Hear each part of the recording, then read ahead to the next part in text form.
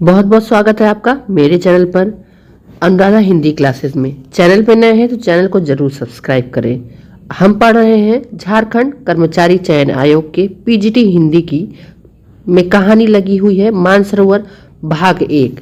उसमें कुल 27 कहानियां हैं, जिसमें से हम अब तक 4 कहानियों को पढ़ चुके हैं। अगली कहानी हमारी है माँ कहानी। बहुत ही महत्वपूर्ण कहानी, एक संघर्षरत महिला की कहानी जिसका पति मर जाता है। 3 वर्ष की अवस्था में ही उसका बालक रहता है, तभी उसके पिता की मृत्यु हो जाती है और वह किस प्रकार से अपने पुत्र के लिए माता और पिता बनकर, दोनों बनकर उसके जीवन का निर्वाह करती है। अंततोगत्वा प्रकाश जो उसका पुत्र रहता है वह भी उसे छोड़कर इंग्लैंड चला जाता है। किस लिए चला जाता है? मजिस्ट्रेट बनने के लिए। आगे की पढ़ाई के लिए वह अपनी माँ को भी त्याग कर चला जाता है। बहुत ही वेदनापूर्ण कहानी। तो चलिए हम पढ़ते हैं माँ कहानी को। मानसरोवर भाग 1 में यह कहानी है। मानसरोवर भाग 1 का प्रकाशन वर्ष 1936 है। इसमें कुल 27 कहानी है। रचनाकार प्रेमचंद्र है। प्रेमचंद ने कुल 301 कहानियां लिखी हैं। मोस्ट इंपॉर्टेंट है, इसे आप विशेष ध्यान दें। और किसके अनुसार यह है? कमल किशोर गोयनका के अनुसार यह कहा गया है। प्रमुख पात्र इसमें 3 ही हैं, करुणा, आदित्य और प्रकाश। आदित्य को 3 वर्ष का जेल होता है और जब वह वापस आता है घर तो उसे तपेदिक ज्वर हो जाता है, जिस कारण उसकी मृत्यु हो जाती है।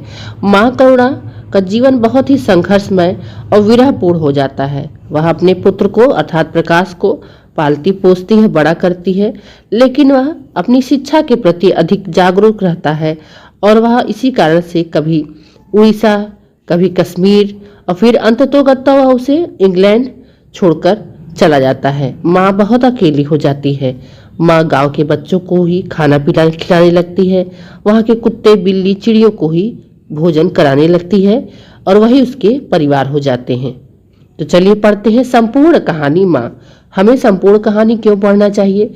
हमारा झारखंड कर्मचारी चयन आयोग का जो सिलेबस है उसका स्तर स्नाकोत्तर स्तर का रहेगा, तो संपूर्ण कहानी को अवश्य पढ़ना है, क्योंकि पंक्तियों को ही देकर पूछ सकता है किस कहानी से यह पंक्तियां उद्धृत हैं, या किसी भी कथन को पूछ सकता है या कथन किस पात्र के द्वारा कहा गया है। तो चलिए पढ़े संपूर्ण कहानी मानसरोवर भाग 1 की माँ कहानी। अब तक हम मानसरोवर भाग 1 में लगभग 4 कहानियों को संपूर्ण कर चुके हैं। अलगयोजा आपके चैनल पर उपलब्ध है। आपको डिस्क्रिप्शन बॉक्स में प्लेलिस्ट झारखंड कर्मचारी आयोग की मिल जाएगी, वहां पर इसके सिलेबस को कवर किया जा रहा है। ईदगाह कहानी हम पढ़ चुके हैं, नशा कहानी हम पढ़ चुके हैं, चौथी कहानी हमारी है माँ कहानी। इस प्रकार से हम संपूर्ण कहानी को पढ़ेंगे। हम अपनी सफलता के प्रति कोई भी त्रुटि को नहीं रखेंगे। संपूर्ण कहानी पढ़कर उसके सभी पात्रों, प्रकाशन वर्षों, मुख्य कथनों को अवश्य लिखेंगे। तो चलिए पढ़ते हैं माँ कहानी। यहाँ पर 27 कहानी का वर्णन किया गया है। चैनल पे नए हैं तो चैनल को जरूर सब्सक्राइब करें। आगे बढ़ते हैं। तो चलिए प्रारंभ करते हैं माँ कहानी। अपने आप में एक संपूर्ण शब्द माँ। आज बंदी छूटकर घर आ रहा है।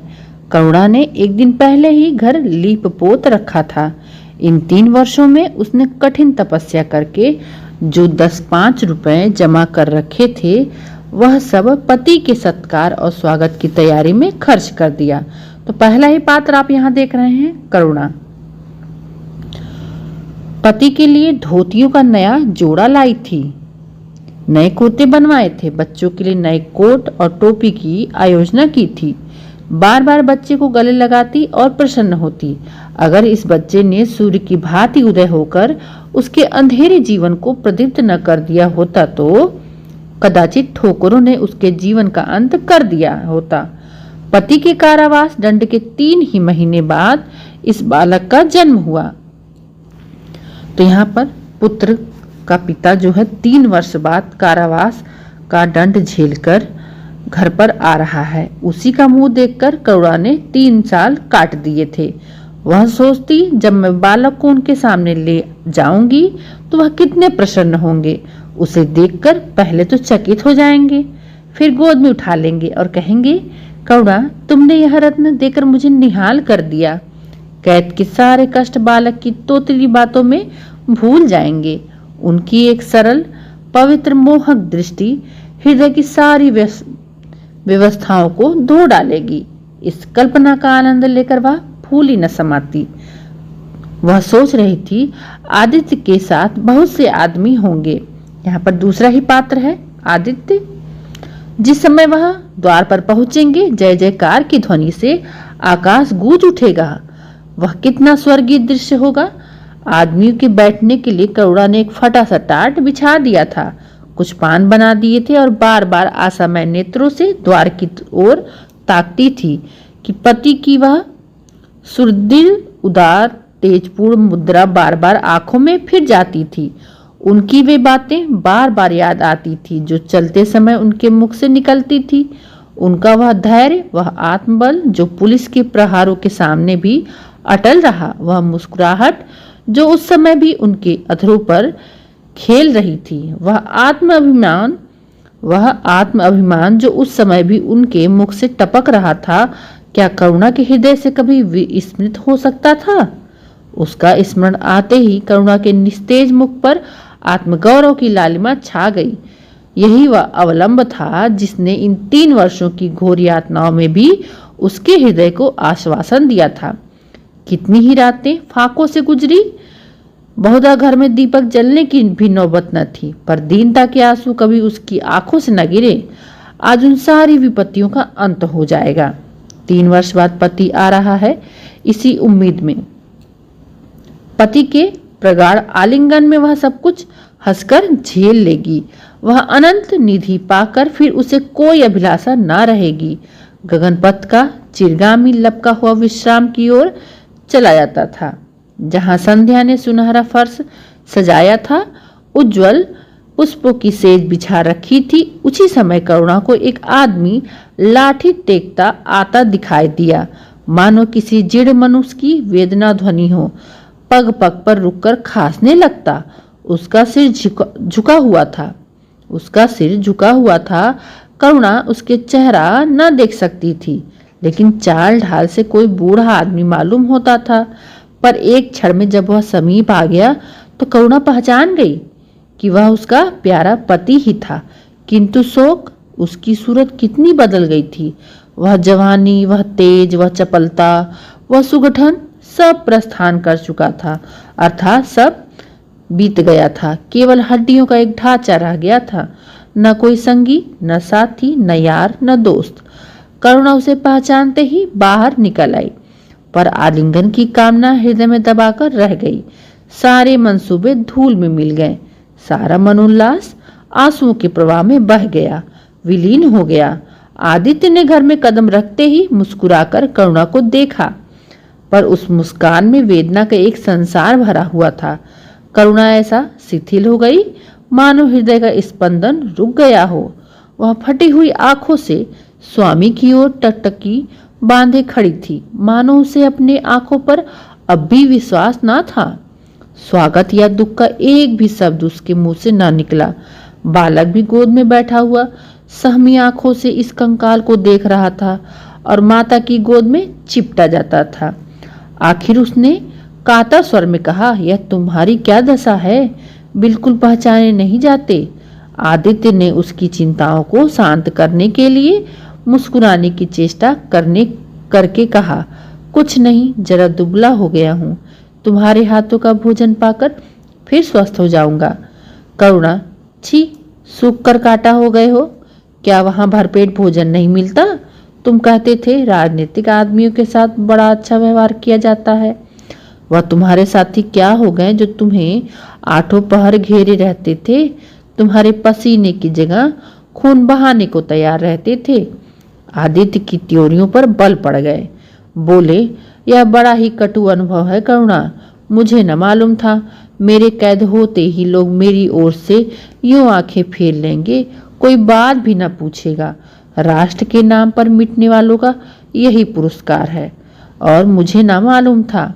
जनता अपने सेवकों को बहुत जल्द भूल जाती है। यह तो मैं जानता था, लेकिन अपने सहयोगियों और सहायक इतने बेवफा होते हैं इसका मुझे पहले ही अनुभव हुआ। लेकिन मुझे किसी से शिकायत नहीं। सेवा स्वयं अपना पुरस्कार है। मेरी भूल थी।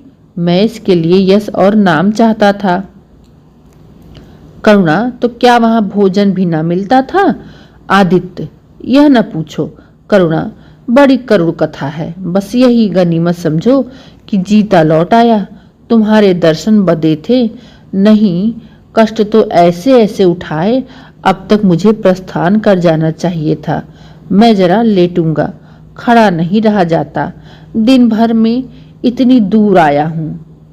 करुणा, चलकर कुछ खा लो तो आराम से लेटो। बालक को गोद में उठाकर, बाबूजी है बेटा, तुम्हारे बाबूजी, इनकी गोद में जाओ, तुम्हें प्यार करेंगे। आदित्य ने आंसू भरी आंखों से बालक को देखा और उनका एक एक रोम उनका तिरस्कार करने लगा। अपनी जीर्ण दशा पर उन्हें कभी इतना दुख न हुआ था। ईश्वर की असीम दया उनकी यदि दशा संभल जाती तो वह फिर भी कभी राष्ट्रीय आंदोलन के समीप न जाते।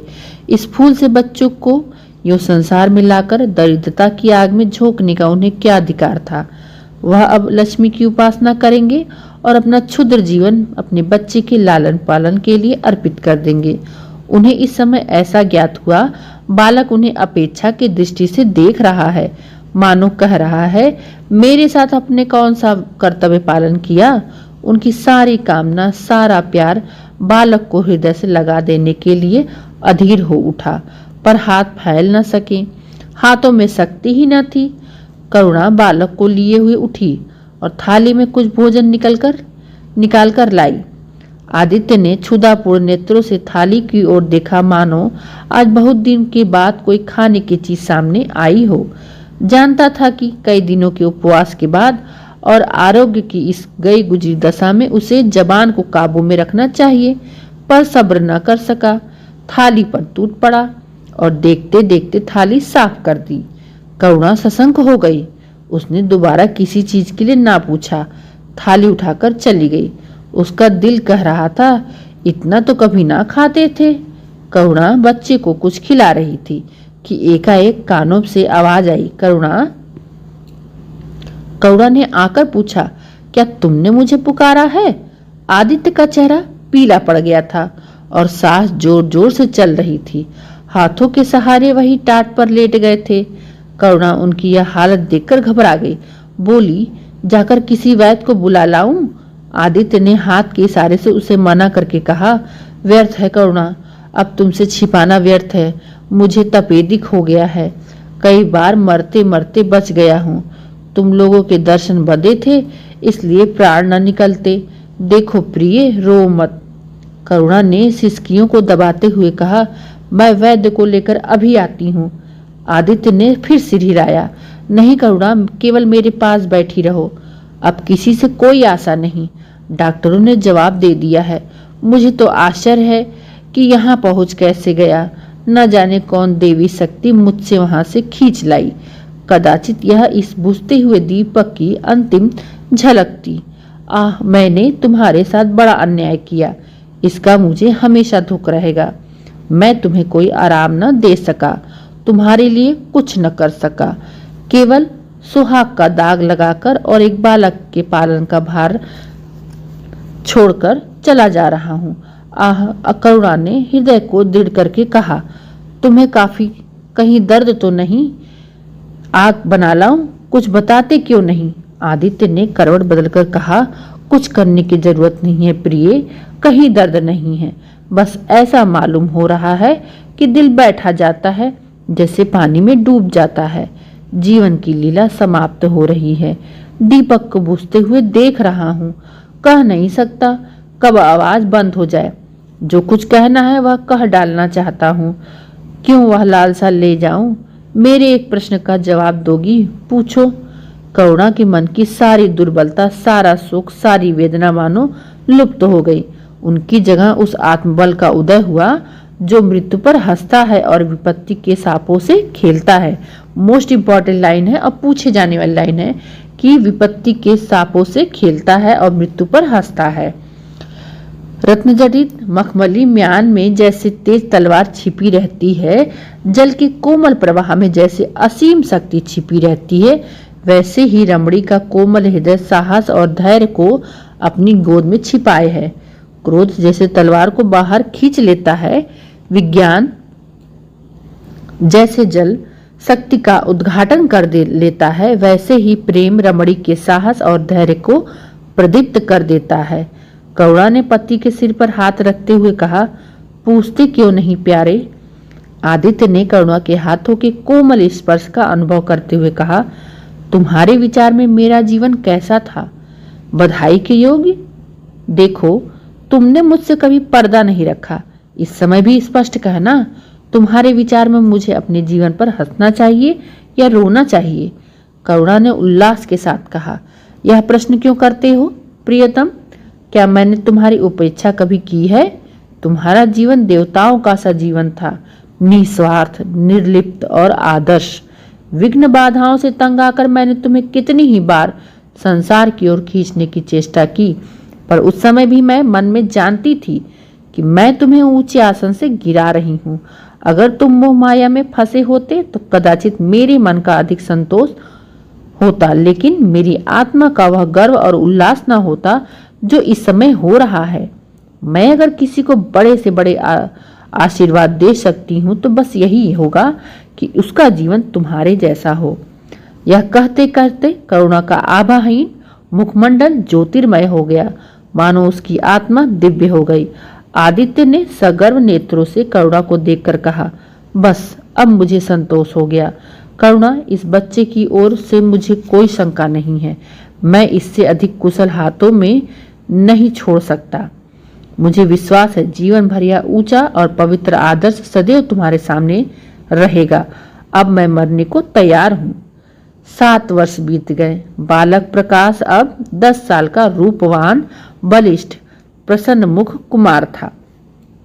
तो यहाँ पर तीसरा पात्र आपका करुणा और आदित्य का पुत्र प्रकाश है।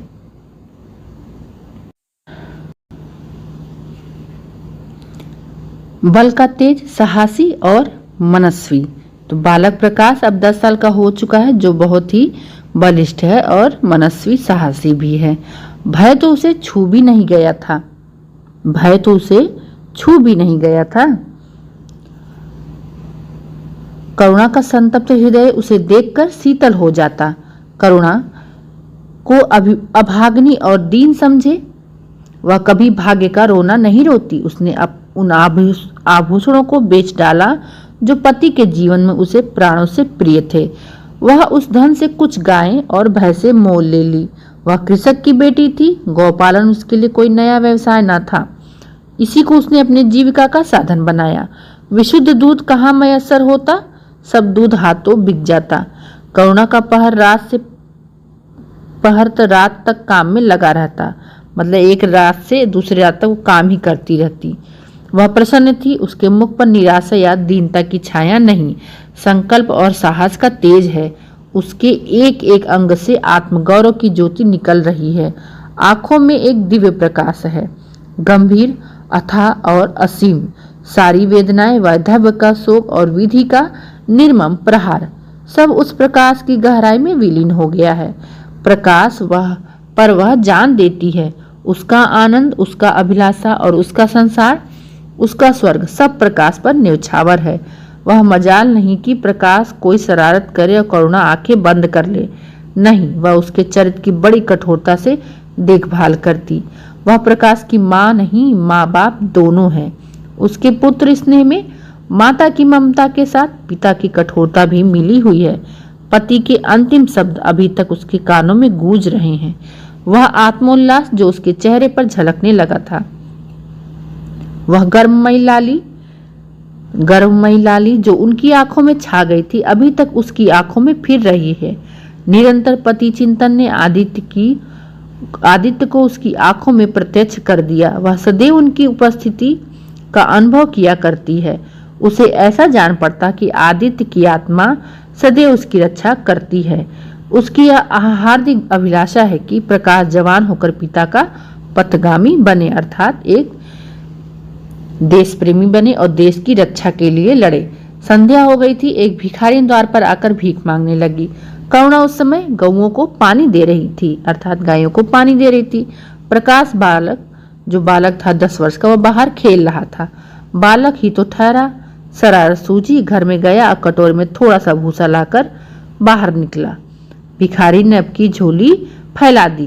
प्रकाश ने भूसा उसकी झोली में डाल दिया और जोर जोर से तालियां बजाता हुआ भागा। भिखारी ने अग्निमय नेत्र से देखकर कहा, वाह रे लाडले, मुझसे हंसी करने चला है? यही माँ बाप ने सिखाया है? तब तो खूब कुल का नाम जगाओगे। करुणा उसकी बोली सुनकर बाहर निकल आई और पूछा, क्या है माता, किसे कह रही हो? भिखारी ने प्रकाश की तरफ इशारा करके कहा, यह तुम्हारा लड़का है ना? देखो, कटोरे में भूसा भरकर मेरी झोली में डाल गया। चुटकी भर आटा था, वो अभी मिट्टी मिल गया। कोई इस तरह दुखियों को सताता है? सबके दिन एक से नहीं रहते। आदमी को घमंड नहीं करना चाहिए। करुणा ने कठोर स्वर में पुकारा, प्रकाश। प्रकाश लज्जित न हुआ, अभिमान से सिर उठाए हुए आया और बोला, वह हमारे घर भी क्यों मांगने आई है? कुछ काम क्यों नहीं करती? करुणा ने उसे समझाने की चेष्टा करके कहा, शर्म नहीं आती? उल्टे और आग दिखाते हो। प्रकाश, शर्म क्यों आए?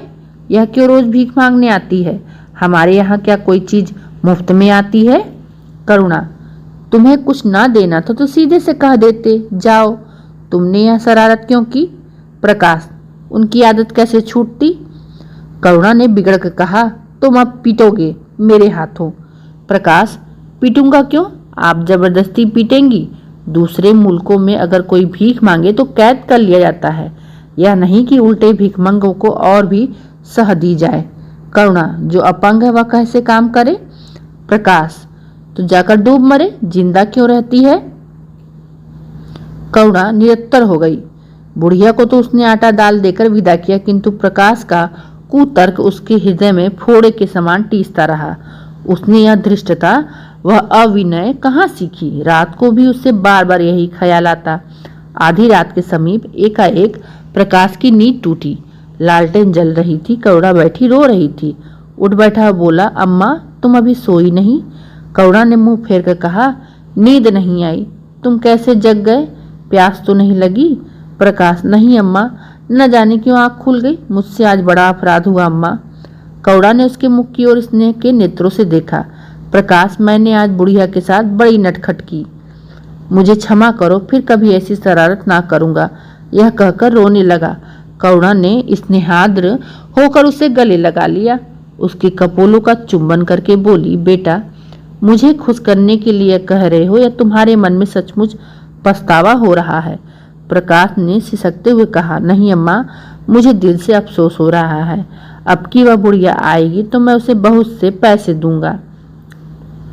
करुणा का हृदय मतवाला हो गया। ऐसा जान पड़ा आदित्य सामने खड़े बच्चे को आशीर्वाद दे रहे हैं और कह रहे हैं, करुणा, क्षोभ मत कर, अपने पिता का नाम रोशन करेगा, तेरी संपूर्ण कामना पूरी हो जाएगी।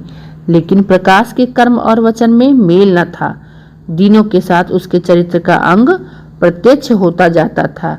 जहीन था ही, विश्वविद्यालय से उसे वजीफे मिलते थे। करुणा भी उसकी यथेष्ट सहायता करती थी, फिर भी उसका खर्च पूरा न पड़ता। वह मितव्ययता और सरल जीवन पर विद्वता से भरे हुए व्याख्यान दे सकता था। उसका रहन सहन फैशन के अंधभक्तों से जो भरकर घटकर न था। प्रदर्शन की धुन उसे हमेशा सवार रहती थी।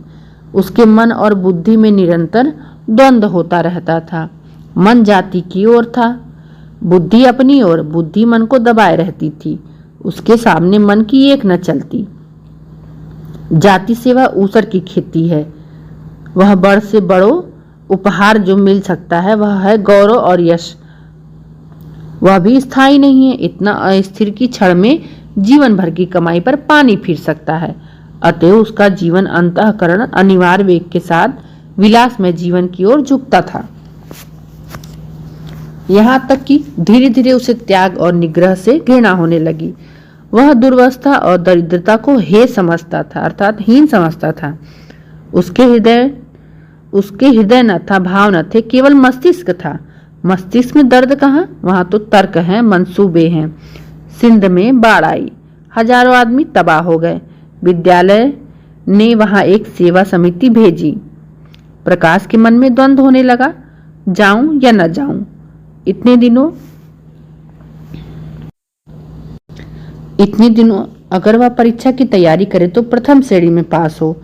चलते समय उसने बीमारी का बहाना कर दिया।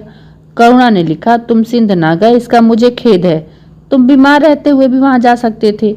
समिति में चिकित्सक भी तो थे, अर्थात डॉक्टर भी तो थे। प्रकाश ने पत्र का उत्तर ना दिया। उड़ीसा में अकाल पड़ा, प्रजा मक्खियों की तरह मरने लगी। कांग्रेस ने पीड़ितों के लिए एक मिशन तैयार किया। उन्हीं दिनों विद्यालयों ने इतिहास के छात्रों को ऐतिहासिक खोज के लिए लंका भेजने का निश्चय किया।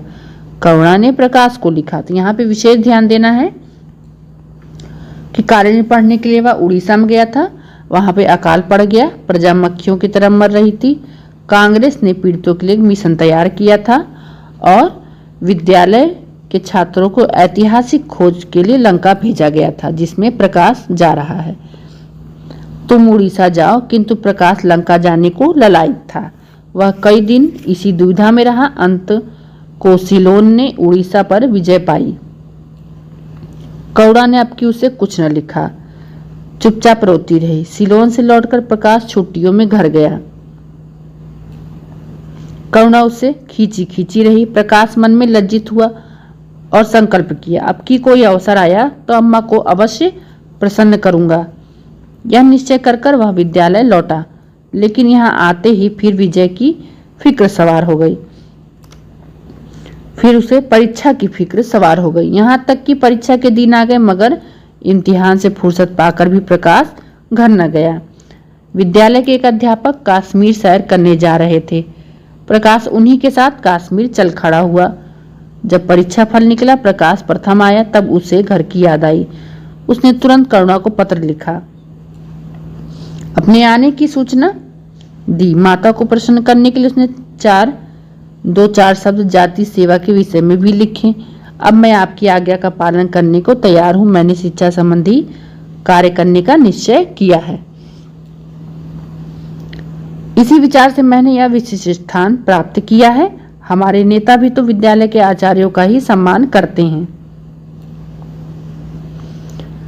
अभी बस इन उपाधियों के मोह से वो मुक्त नहीं हुए हैं।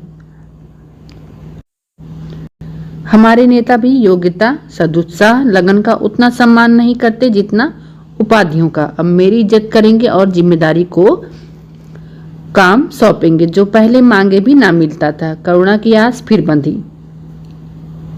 विद्यालय खुलते ही प्रकाश के नाम रजिस्ट्रार का पत्र पहुंचा। उन्होंने प्रकाश का इंग्लैंड जाकर विद्याभ्यास करने के लिए सरकारी वजीफे की मंजूरी की सूचना दे दी। तो इस प्रकार देखेंगे प्रकाश कहाँ कहाँ शिक्षा के लिए जाता है। तो इस समय वह इंग्लैंड जाता है। प्रकाश पत्र हाथ में लिए हर्ष के उन्माद में जाकर माँ से बोला, अम्मा मुझे इंग्लैंड जाकर पढ़ाई के लिए सरकारी वजीफा मिल गया। करुणा ने उदासीन भाव से पूछा, तो तुम्हारा क्या इरादा है? प्रकाश, मेरा इरादा ऐसा अवसर पाकर भला कौन छोड़ता है। करुणा, तुम तो स्वयं सेवकों में भर्ती होने जा रहे थे। प्रकाश, तो आप समझती हैं स्वयं सेवक बन जाना ही जाति सेवा है। मैं इंग्लैंड से आकर भी तो सेवा कार्य कर सकता हूँ। और अम्मा सच पूछो तो एक मजिस्ट्रेट अपने देश का जितना उपकार कर सकता उतना 1000 स्वयं सेवक मिलकर भी नहीं कर सकते। तो मैं सिविल सर्विस की परीक्षा में बैठूंगा और मुझे विश्वास है कि मैं सफल हो जाऊंगा। करुणा ने चकित होकर पूछा, तो क्या तुम मजिस्ट्रेट हो जाओगे? प्रकाश, सेवा भाव रखने वाला एक मजिस्ट्रेट कांग्रेस के 1000 सभापतियों से ज्यादा उपकार कर सकता है। अखबारों में उसकी लंबी लंबी तारीफें ना छपेंगी, उसकी वक्ताओं पर तालियां ना बजेंगी, जनता उसके जुलूस की गाड़ी ना खींचेगी, ना विद्यालयों के छात्र उसको अभिनंदन पत्र देंगे। पर सच्ची सेवा मजिस्ट्रेट ही कर सकता है। करुणा ने आपत्ति के भाव से कहा, लेकिन यही मजिस्ट्रेट तो जाति के सेवकों को सजाए देता है, उन पर गोलियां चलाते हैं। प्रकाश, अगर मजिस्ट्रेट के हृदय में परोपकार का भाव है तो नरमी सेवा वही काम करता है जो दूसरे गोलियां चलाकर भी नहीं कर सकते। करुणा, मैं नहीं मानूंगी। सरकार अपने नौकरों को इतनी स्वाधीनता नहीं देती, वह एक नीति बना देती है और हर एक सरकारी नौकर को उसका पालन करना पड़ता है। सरकार की पहली नीति यह है कि वह दिन दिन अधिक संगठित और दृढ़ हो। इसके लिए स्वाधीनता के भाव का दमन करना जरूरी है।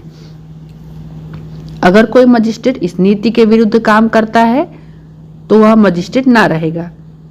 वह हिंदुस्तानी था जिसने तुम्हारे बाबूजी को जरा सी बात पर 3 साल की सजा दे दी। इसी सजा ने उनके प्राण लिए। बेटा, मेरी इतनी बात मानो, सरकारी पदों पर न गिरो। मुझे यह मंजूर है कि तुम मोटा खाकर और मोटा पहनकर देश की कुछ सेवा करो। इसके बदले तुम हकीम बन जाओ, शान से जीवन बिताओ। यह समझ लो कि जिस दिन तुम हकीम की कुर्सी पर बैठोगे उस दिन में तुम्हारा दिमाग हकीमों का सा हो जाएगा। तुम यही चाहोगे कि अफसरों ने तुम्हारी नेकनामी और तरक्की हो, एक गवारू मिसाल हो। लड़की जब तक मैके में कंवारी रहती है वह अपने को उसी घर का समझती है, लेकिन जिस दिन ससुराल चली जाती है वह अपने घर को दूसरे घर का समझने लगती है। माँ बाप, भाई बहन सब वहीं रहते हैं, लेकिन वह घर अपना नहीं रहता। यही दुनिया का दस्तूर है। प्रकाश ने खींच कर कहा, तो क्या आप यही चाहती हैं कि मैं जिंदगी भर चारों तरफ ठोकरें खाता फिरूं? करुणा कठोर नेत्रों से देखकर बोली, अगर ठोकर खाकर आत्म स्वाधीनता रह सकती है तो मैं कहूंगी ठोकर खाना अच्छा है। प्रकाश ने निश्चयात्मक भाव से पूछा, तो आपकी यही इच्छा है? करुणा ने उसी स्वर में उत्तर दिया, हाँ, मेरी यही इच्छा है। प्रकाश ने कुछ जवाब न दिया, उठकर बाहर चला गया और तुरंत रजिस्ट्रार को इनकारी पत्र लिख भेजा। मगर उसी क्षण से मानो उसके सिर पर विपत्ति ने आसन जमा लिया हो। विरक्त और विमन अपने कमरे में पड़ा रहता, न कहीं घूमने आता, न किसी से मिलता, मुंह लटकाए भीतर आता और फिर बाहर चला जाता। यहाँ तक महीना गुजर गया। न चेहरे पर वह लाली रही, न ओज, आंखें अनाथों के मुख की भांति याचना से भरी हुई। ओठ हंसना भूल गए, मानो उस इनकारी पत्र के साथ उसकी सारी सजीवता और चपलता, सारी सरलता विदा हो गई। करुणा उसके मनोभाव समझती थी, उसके शोक को भुलाने की चेष्टा करती थी, पर रूठे देवता प्रसन्न न होते थे। आखिर एक दिन उसने प्रकाश से कहा, बेटा, अगर तुमने विलायत जाने की ठानी ली है तो चले जाओ। मना न करूंगी, मुझे खेद है कि मैंने तुम्हें रोका। अगर मैं जानती कि तुम्हें इतना आघात पहुंचेगा तो कभी न रोकती। मैं तो केवल इस विचार से रोका था कि तुम्हें जाति सेवा में मग्न देखकर तुम्हारे बाबूजी की आत्मा प्रसन्न होगी। उन्होंने चलते समय यही वसीयत की थी। प्रकाश ने रुखाई से जवाब दिया, अब क्या जाऊंगा, इनकारी खत लिख चुका हूँ। मेरे लिए कोई अब तक बैठा थोड़ी ना होगा, कोई दूसरा लड़का चुन लिया गया होगा। और फिर इतना यही करना था तो जब आपकी मर्जी है गांव गांव की खाक छानता फिरूं तो वही सही। करुणा का गर्व चूर चूर हो गया। इस अनुमति से उसने बाधा का काम लेना चाहा, पर सफल न हुई। बोली, अभी कोई ना चुना गया होगा, लिख दो, मैं जाने को तैयार हूँ। प्रकाश ने झुंझलाकर कहा, अब कुछ नहीं हो सकता, लोग हंसी उड़ाएंगे। मैंने तय कर लिया है कि जीवन को आपकी इच्छा के अनुकूल बनाऊंगा। करुणा, तुमने अगर शुद्ध मन से यह इरादा किया होता तो यूं न रहते। तुम मुझसे सत्याग्रह कह रहे हो। अगर मन को दबाकर मुझसे अपनी राह का काटा समझकर तुमने मेरी इच्छा पूरी भी की तो क्या? मैं तो अब जानती हूँ कि तुम्हारे मन में आप ही आप सेवा का भाव उत्पन्न होता है। तुम आप ही रजिस्ट्रार साहब को पत्र लिख दो। प्रकाश, अब मैं नहीं लिख सकता, तो इसी शोक में तने बैठे रहोगे, लाचारी है। करुणा ने और कुछ न कहा। जरा देर में प्रकाश ने देखा कि वह कहीं जा रही है, मगर वह कुछ न बोला। करुणा के लिए बाहर जाना कोई असाधारण बात न थी, लेकिन जब संध्या हो गई करुणा न आई तो प्रकाश को चिंता होने लगी। अम्मा कहाँ गई? यह प्रश्न बार बार उसके मन में उठने लगा। प्रकाश सारी रात द्वार पर बैठा रहा। भांति भांति की शंकाएं मन में उठने लगी। उसे अब याद आया, चलते समय करुणा कितनी उदास थी, उसकी आंखें कितनी लाल थी। यह बातें प्रकाश को उस समय क्यों न नजर आई? वह क्यों स्वार्थ में अंधा हो गया था? हाँ, अब प्रकाश को याद आया। माता ने साफ सुथरे कपड़े पहने थे, उनके हाथ में छतरी थी। तो क्या वह कहीं बहुत दूर गई हैं? किससे पूछे? अनिष्ट के भय से प्रकाश रोने लगा। श्रावण की अंधेरी भयानक रात। आकाश में श्याम मेघमालाएं भीषण स्वप्न की भांति छाई हुई थी। प्रकाश रह रहकर आकाश की ओर देखता था, मानो करुणा उन्हीं मेघमालाओं में छिपी बैठी है। उसने निश्चय किया, सवेरे होते ही माँ को खोजना चलूंगा। और अगर किसी ने द्वार खटखटाया, प्रकाश ने दौड़कर खोला तो देखा करुणा खड़ी है। उसका मुखमंडल इतना खोया हुआ, इतना करुण था, जैसे आज ही उसका सुहाग उठ गया हो, जैसे संसार में अब उसके लिए कुछ नहीं रहा हो, जैसे वह नदी किनारे खड़ी अपनी लदी हुई नाव को डूबते देख रही है और कुछ न कर सकती है। प्रकाश ने अधीर होकर पूछा, अम्मा कहाँ चली गई थी? बहुत देर लगाई। करुणा ने भूमि की ओर ताकते हुए जवाब दिया, एक काम से गई थी, देर हो गई। यह कहते हुए उसने प्रकाश के सामने एक बंद लिफाफा फेंक दिया। प्रकाश ने उत्सुक होकर लिफाफा उठा लिया। ऊपर ही विद्यालय की मुहर थी। तुरंत ही लिफाफा खोलकर पढ़ा। हल्की सी लालिमा चेहरे पर दौड़ गई। पूछा, यह तुम्हें कहाँ मिल गया अम्मा? करुणा, तुम्हारे रजिस्ट्रार के पास से लाई हूँ। क्या तुम वहीं चली गई थी? और क्या करती, कल तो गाड़ी का समय न था, मोटर ले ली थी। प्रकाश एक क्षण तक मौन खड़ा, फिर कुंठित स्वर में बोला, जब तुम्हारी इच्छा नहीं थी तो मुझे क्यों भेज रही हो? करुणा ने विरक्त भाव से कहा, इसलिए कि तुम्हारे जाने की इच्छा है और तुम्हारा यह मलिन वेश नहीं देखा जाता। अपने जीवन के 20 वर्ष तुम्हारी हित कामना पर अर्पित कर दिए, अब तुम्हारी महत्वाकांक्षा की हत्या नहीं कर सकती। तुम्हारी यात्रा सफल हो, यही हमारी हार्दिक अभिलाषा है। करुणा का कंठ रुद्ध हो गया, कुछ न कह सकी। प्रकाश उसी दिन से यात्रा की तैयारी करने लगा। करुणा के पास जो कुछ था वह सब खर्च हो गया था। कुछ ऋण भी लेना पड़ा। नए सूट बने, सूटकेस लिए। प्रकाश अपनी धुन में मस्त था। कभी किसी चीज की फरमाइश लेकर आता, कभी किसी चीज का। करुणा इस एक सप्ताह में इतनी दुर्बल हो गई कि उसके बालों पर कितनी सफेदी आ गई, चेहरे पर कितनी झुर्रियां पड़ गईं, यह उसे कुछ न नजर आता। उसकी आंखों में इंग्लैंड के दृश्य समाये हुए थे। महत्वाकांक्षा आंखों पर पर्दा डाल देती। प्रस्थान का दिन आया। आज कई दिन के बाद धूप निकली। करुणा स्वामी के पुराने कपड़ों को बाहर निकाल रही थी। उनकी गाढ़े की चादर, खद्दर के कुर्ते, पैजामे और लिहाफ अभी तक संदूक में संचित थे। प्रतिवर्ष वे धूप में सुखाए जाते और झाड़ पोंछ कर रख दिए जाते। करुणा ने आज फिर उन कपड़ों को निकाला, मगर सुखाकर रखने के लिए नहीं, गरीब में बांट देने के लिए। वह आज पति से नाराज है। वह लुटिया, डोर और घड़ी जो आदित्य की चीर संगनी थी, जिनकी 20 वर्ष करुणा ने उपासना की थी, आज निकालकर आंगन में फेंक दी। वह झोली जो वर्षों आदित्य के कंधों पर आरूढ़ रह चुकी थी, आप कूड़े में डाल दी गई। वह चित्र जिसके सामने 20 वर्ष से करुणा सिर झुकाती थी, आज वही निर्दयता से भूमि पर डाल दिया। पति का कोई स्मृति चिन्ह अब वह अपने घर में नहीं रखना चाहती। उसका अंतःकरण शोक और निराशा से विदीर्ण हो गया। पति के सिवा किस पर क्रोध उतारे? कौन उसका अपना? वह किससे अपनी व्यथा कहे, किसे अपनी छाती चीर कर दिखाए? वह होते तो क्या, वह प्रकाश दास्ता की जंजीर गले में डालकर फूला न समाता? उसे कौन समझाए?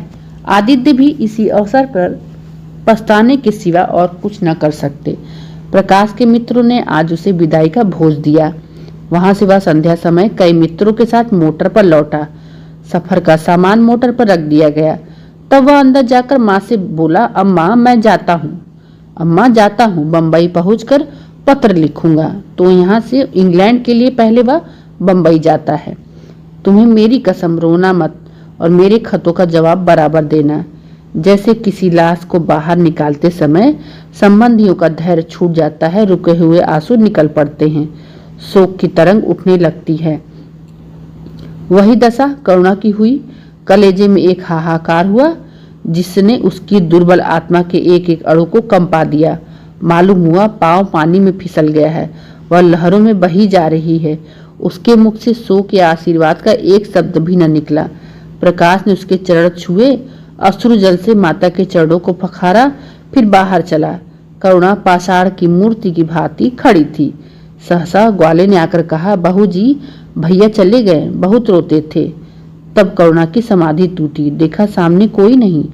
घर में मृत्यु का सा सन्नाटा छाया हुआ है, मानो हृदय की गति बंद हो गई हो। सहसा करुणा की दृष्टि ऊपर उठी। उसने देखा कि आदित्य अपनी गोद में प्रकाश की निर्जीव देह लिए खड़े हो रहे हैं। करुणा पछाड़ खाकर गिर पड़ी। करुणा जीवित थी, पर संसार से उसका कोई नाता न था। उसका छोटा सा संसार, जिसे अपनी कल्पनाओं के हृदय में रचा था, स्वप्न की भांति अनंत में विलीन हो गया था। जिसे प्रकाश को सामने देखकर वह जीवन की अंधेरी रात में भी हृदय में आशाओं की संपत्ति लिए जी रही थी, वह बुझ गया और संपत्ति लुट गई। अब न कोई आश्रय था, न उसकी जरूरत। जिन गऊओं को वह दोनों वक्त अपने हाथों से दाना चारा देती और सहलाती थी, वे अब खूंटे पर बंधी निराश नेत्रों से द्वार की ओर ताकती रहती थी। बछड़ों को गले लगाकर पुचकारने वाला अब कोई न था। जिसके लिए दूध दूहें, मट्ठा निकालें, खाने वाला कौन था? करुणा ने अपने छोटे से संसार को अपने ही अंदर समेट लिया, किंतु एक ही सप्ताह में करुणा के जीवन ने फिर रंग बदला। एक छोटा सा संसार फैलते फैलते विश्वव्यापी हो गया। जिस लंगर ने नौका को तट से एक केंद्र पर बांध रखा था, वह उखड़ गया। अब नौका सागर के अशेष विस्तार में भ्रमण करेगी, चाहे वह उद्दाम तरंगों के वक्ष में ही क्यों न विलीन हो जाए। करुणा द्वार पर आ बैठती है, मोहल्ले भर के लड़कों को जमा करके दूध पिलाती। दोपहर तक मक्खन निकालती, वह मक्खन मोहल्ले के लड़के खाते। फिर भांति भांति के पकवान बनाती, कुत्तों को खिलाती।